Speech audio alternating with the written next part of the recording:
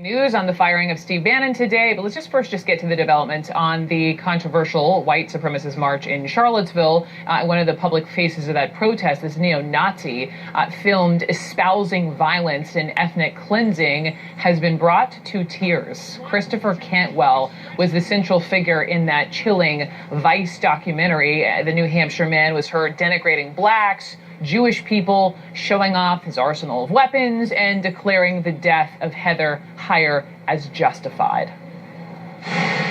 What do you think this means for the next alt-right protest? I say it's going to be really tough to top, but we're up to the challenge. Wait, why? Why? Tough to top? I mean, someone died. I think that a lot more people are going to die before we're done here, frankly. Wow. Well, in a YouTube video shortly uploaded after the march, I'll play it again. Wow. People thought I'm crazy. Haha, I'm not crazy. I dream about so many bad stuff. I'm praying every day for America. Seriously, it's going to get ugly. It might get nasty. And it's going to be stinking. We got to keep on praying harder and harder. That protest, this neo-Nazi, filmed espousing violence and ethnic cleansing, has been brought to tears. Christopher Cantwell was the central figure in that chilling Vice documentary. The New Hampshire man was heard denigrating blacks, Jewish people, showing off his arsenal of weapons, and declaring the death of Heather Heyer as justified. What do you think this means for the next alt-right protest? I say it's going to be really tough to top, but we're up to the challenge. Wait, why? Why? Tough to top? I mean, someone died. I think that a lot more people are going to die before we're done here, frankly.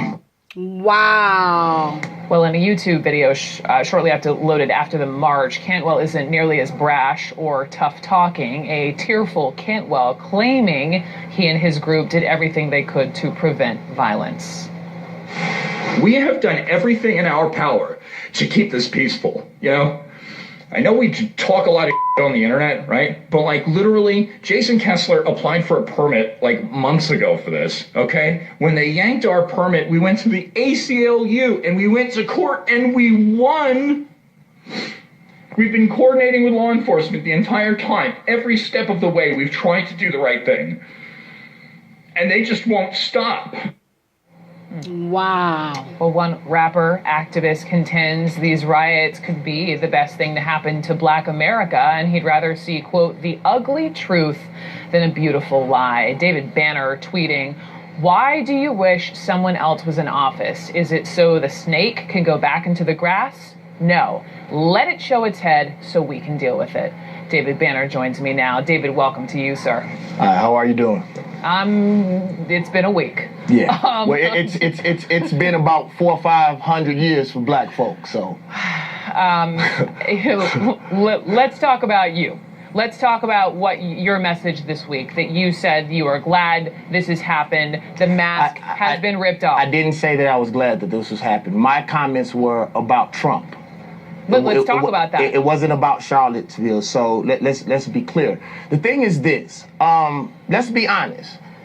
When Mike Brown got killed and I was in the same exact room talking to you all, I would say the same exact thing that I said then, that I said before, that Malcolm, that Martin said.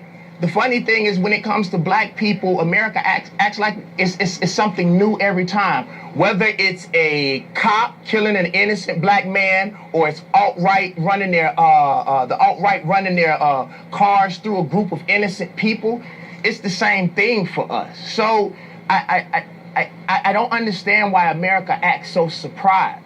You know, so for me, one thing that Trump was able to do was to show the world that this post-racial America that liberal white people were trying to talk about, it doesn't exist, and Black people have been saying this.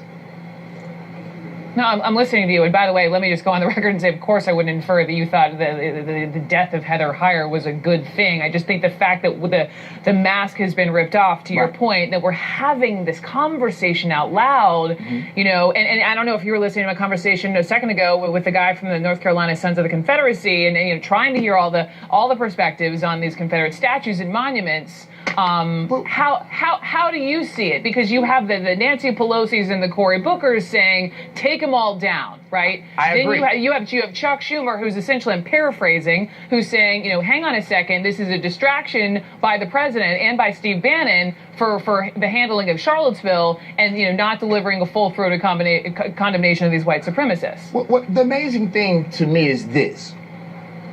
The Confederate Army lost. They literally lost.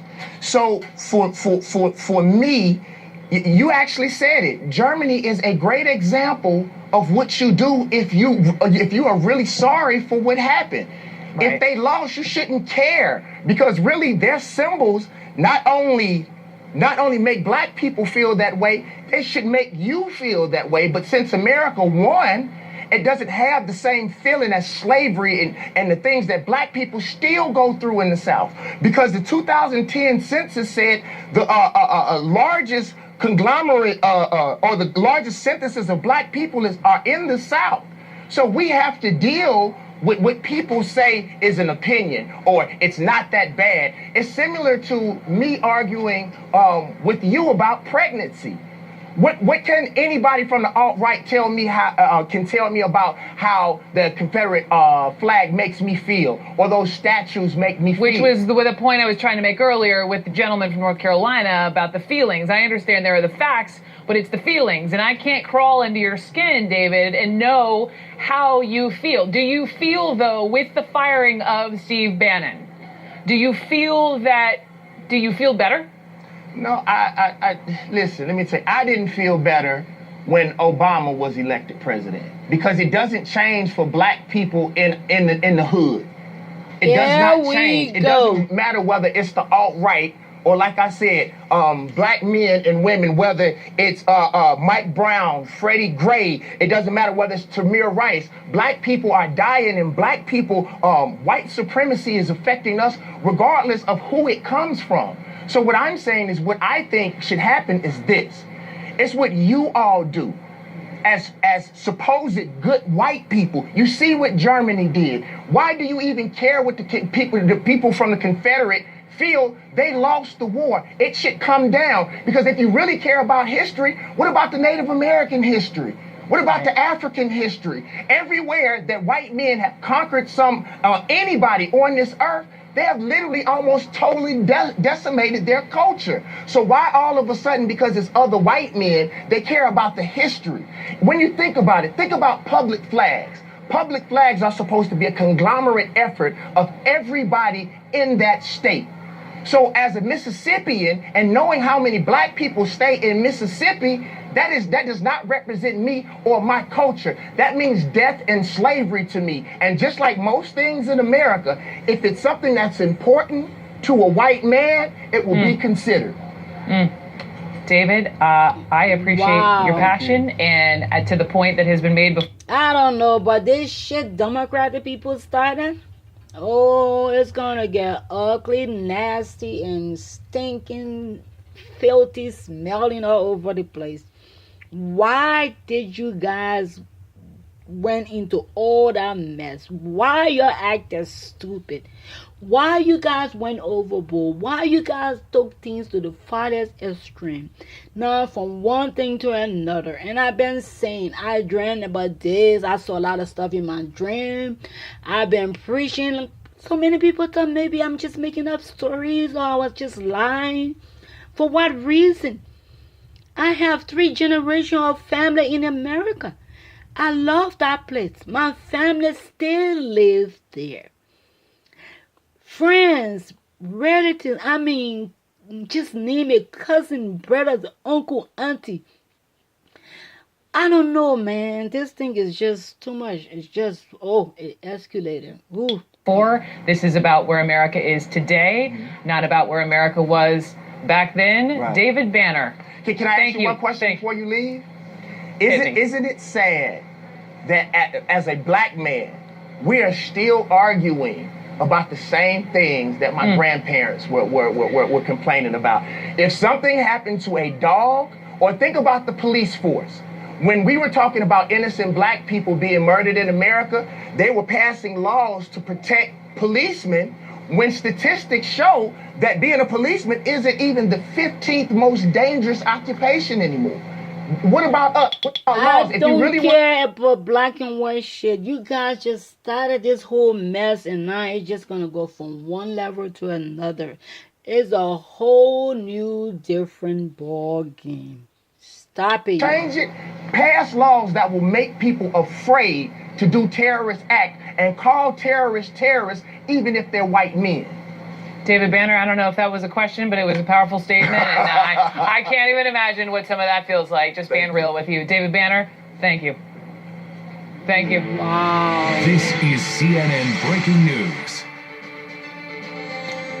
We continue on this Friday afternoon. You're watching CNN. I'm Brooke Baldwin. The news, White House Chief Strategist Steve Bannon is out.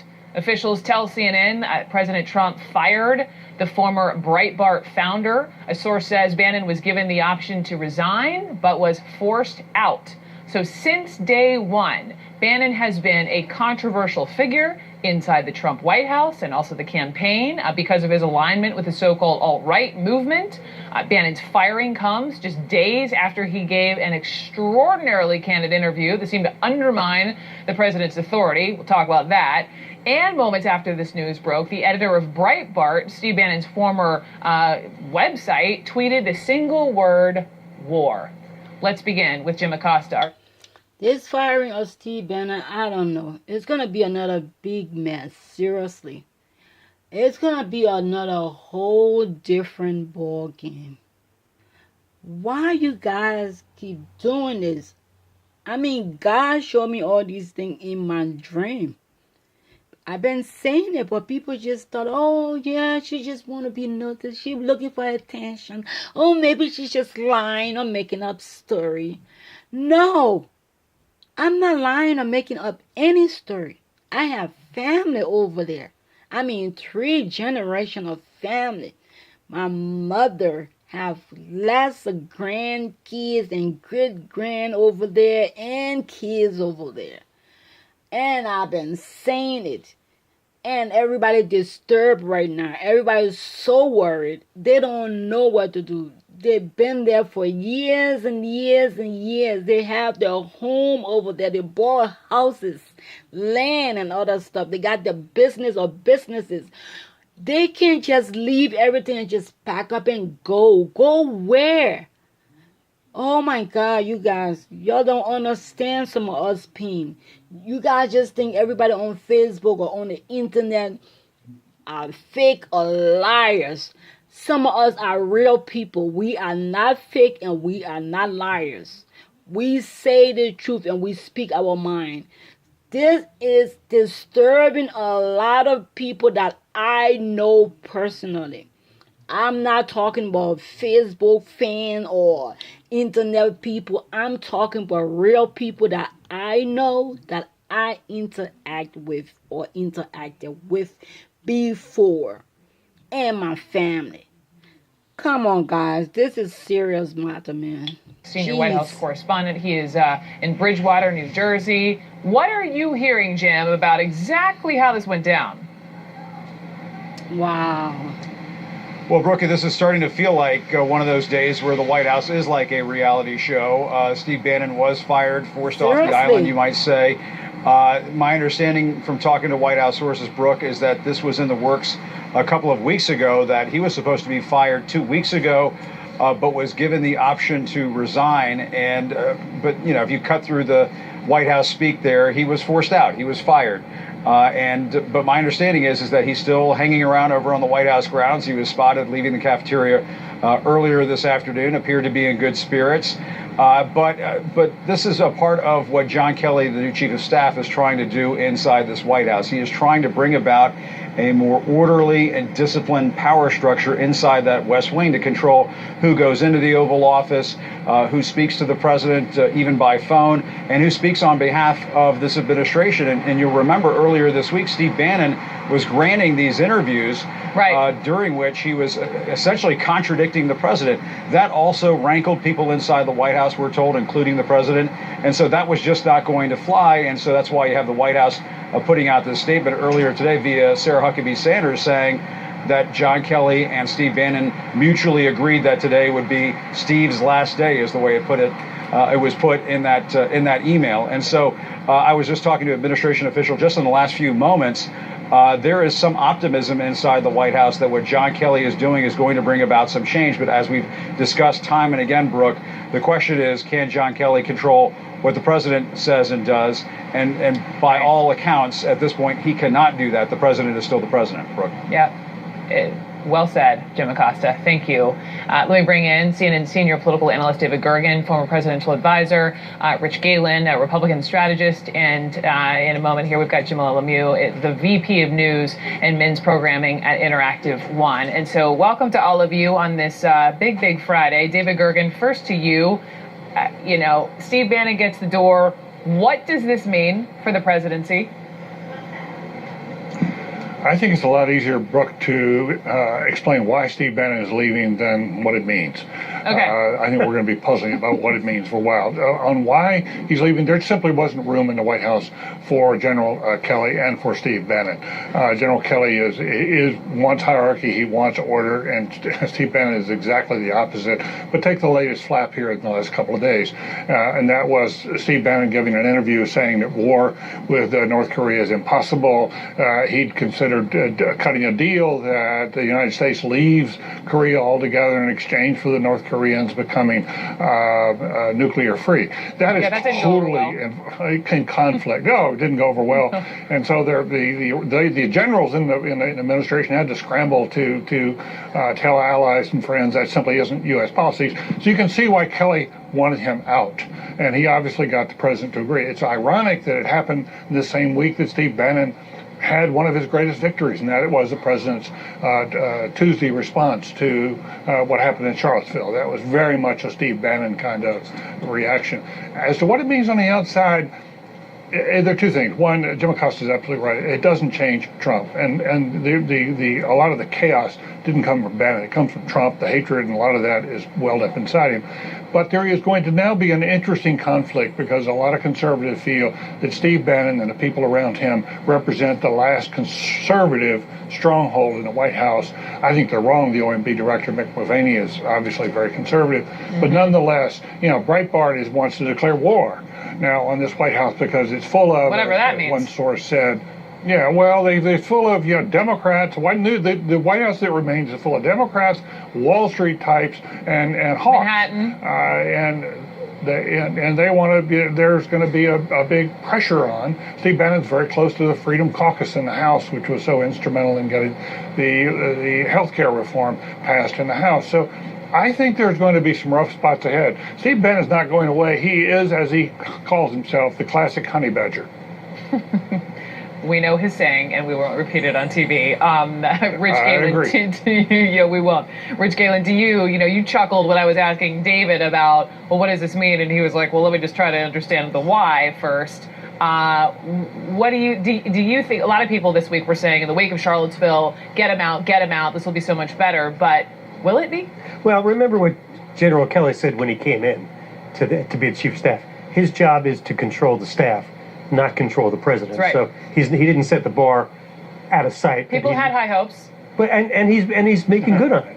I think one of the reasons, David, that Bannon didn't leave 2 weeks ago was so that it could put some space between the Scaramucci business and the Bannon business, which I think was useful. Which, by the way, was precipitated by the Reince business the Friday prior. That's right. And so, but the net result is that that General Kelly is getting control of the staff. He's moving the people out that he doesn't want.